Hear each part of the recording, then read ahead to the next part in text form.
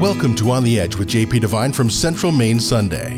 On the Edge with JP Devine Audio is sponsored by Sprague & Curtis Real Estate, the largest full-service real estate brokerage in Central Maine's capital region, selling properties, helping people, getting it done. Visit their website at spragueandcurtis.com. Now here's JP Devine. Ernest Hemingway called Paris a movable feast because of all the cafes where he could sit and listen and drink. I used to watch Maine's Jerry Boyle sit in the old Jorgensen's cafe with yellow legal pad and make notes. Sometimes he just sat there, staring into space. I knew that look. I left him alone. He was writing. Of course, Boyle is a novelist. He has time. Columnists with weekly deadlines don't have that luxury. We need something fun, interesting, provocative, and we need it yesterday. First, let's define writing. Now, when writers stand staring out the window or don't respond to the sixth time you've addressed them, they're probably writing. When you tell them that your girlfriend's pregnant or you've won the lottery and they get that 1,000-mile look in their eyes, they're writing. Everything else is typing. Now, when it comes to hitting those keys, the writing part is over. Okay, let's go on.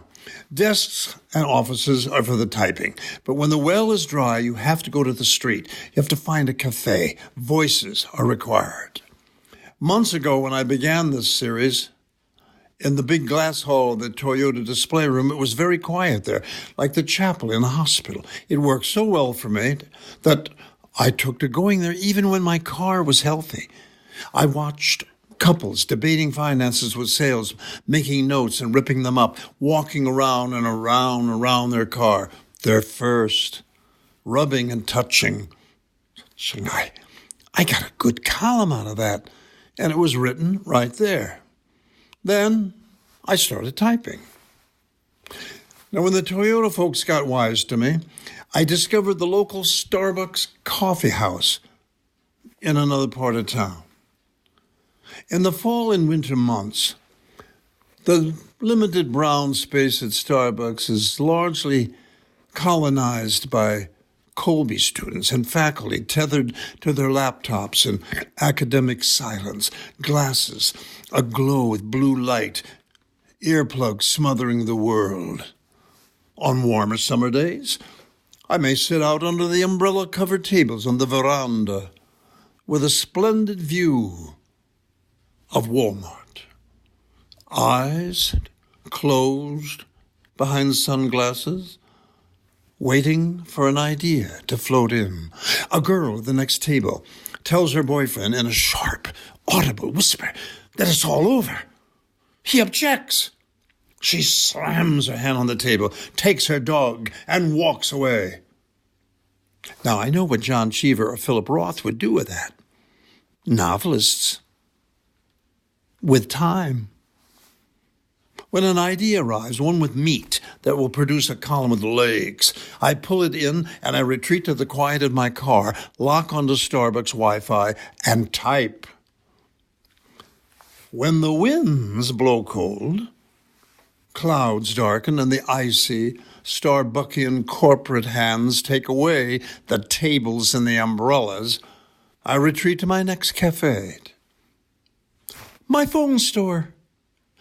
Oh, phone stores are the best cafes. They're rich with shared voices. When it's busy and bustling, you can sit on one of their red leather cushions and listen to the retail wireless consultants handle questions with a smile.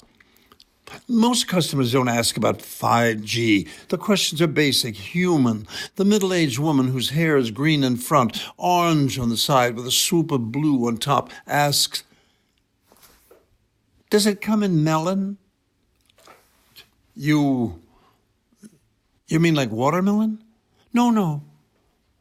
More yellow, like cantaloupe melon. Like gold? Gold is cool.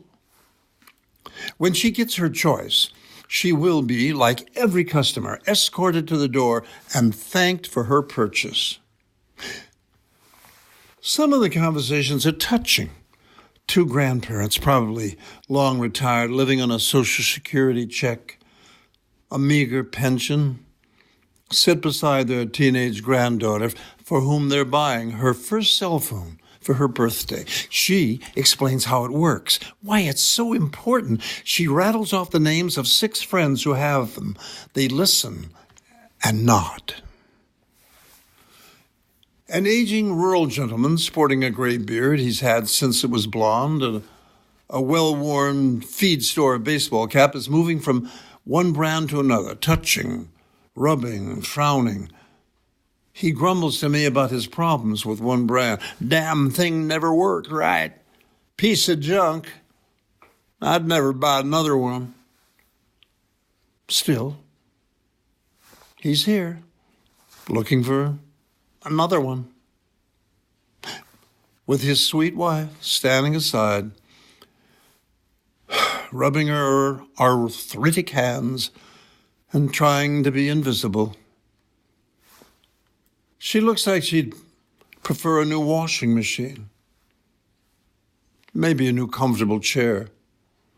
But he will get a new phone. The world is moving too fast for him, but he's hanging on. There are hundreds of stories in my little town, and this has been one of them. Well, I've got 21 deadlines left in this year, so I guess I'd better get out there. Oh, thanks for listening.